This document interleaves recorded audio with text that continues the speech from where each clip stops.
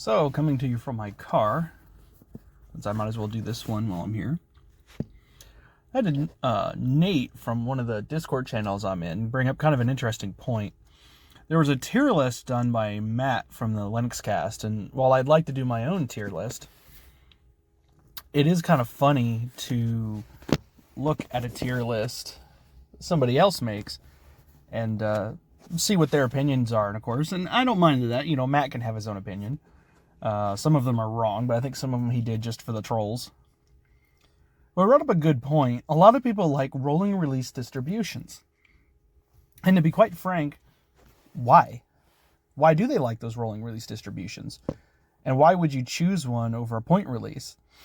Because at the end of the day, a lot of people just want a system that works. And a lot of stability. And a rolling release is exactly what it sounds like. It constantly rolls. There's always updates. Whenever the new packages are there and they're ready to go, they get shipped. So you can imagine that your system would be constantly updating, constantly changing. And as a result, your system is constantly updating, constantly changing. And it might be minor details, but it might not be.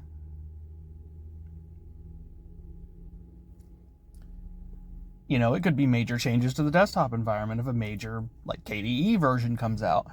Like when KDE 6 comes out, you're going to be running KDE 5 on your OpenSUSE Tumbleweed or Arch Linux, and then suddenly you're going to be running KDE 6. So you're just going to see this massive package update. And to be honest, the rolling release update follows more of the cadence that Windows 10 went, where Windows 10 just constantly updated over and over again. Yeah, there were feature updates and stuff, but they were more like snapshots of a rolling operating system. They weren't really anything in particular fancy. And so it was kind of awkward, because then Windows 11 comes out and, okay, well, now you've got this point release. But ever since then, Windows 11 feels a lot like a rolling release as feature updates come out and whatnot. You just roll into the next update. Even Windows 10 to Windows 11, you're just rolling into the next update. To me, a point release is like the old Microsoft style, where it's got a solid number, and for a good period of time, there are no changes to the package base.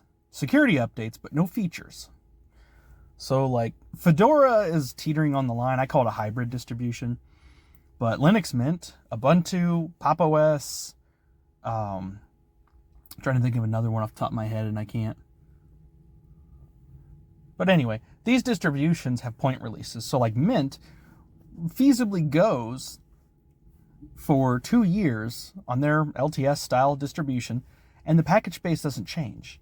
Sure, Cinnamon might change minorly, from 21 to 21.1 to 21.2, so that sort of thing.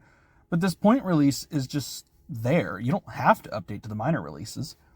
And Ubuntu does freshen things up from time to time, but for the most part, if you wanted to run base 2204 for 4 years without touching it, you could do that. You'd get security updates, and that'd be that. And I like that style thing because I can put something in production and then not touch it for 2 or 3 years, and it's still running. It's still working. And I have to go manually upgrade that system, but maybe there's a package or a kernel that I need for that particular setup. Or it's a setup I don't want lots of changes because there could be a lot of issues. Like my Surface Go is as good an example of I have to compile and install the Surface Linux kernel and packages. I don't really want a rolling distribution that might roll the kernel up too high and cause me issues, so then I have to turn around and figure that whole thing out. So suffice to say, I'm more on the band of rolling release or against rolling release distributions, but they need to exist at the bottom line because those rolling releases provide a great base for testing and whatnot ahead of those point releases. In a lot of distributions case, like OpenSUSE has Tumbleweed, that's the bleeding edge of whatever they're doing, and then Leap gets to take advantage of that because then by the time it gets to Leap, it's well tested. Now, SUSE is a bad example. They test everything, and they do a good job. Arch Linux, I will hate on because nothing gets tested. So package builds, the only thing gets tested is does the package build. Otherwise, just talk to an Arch user about how many times grub has been borked on Arch. I mean, it's stupid. I've heard time and time again, like Zero Linux talking about that. And it's just wild, to be honest, that people put up with that. But it's a common thing. And, you know, if my system is not constantly updating, I'm only getting security patches, then I don't have to worry about it. Yeah, I get a kernel update once a month. And for somebody like me who's on a limited bandwidth, I don't want constant releases. Because I might be downloading gigs upon gigs of packages. And it might take forever.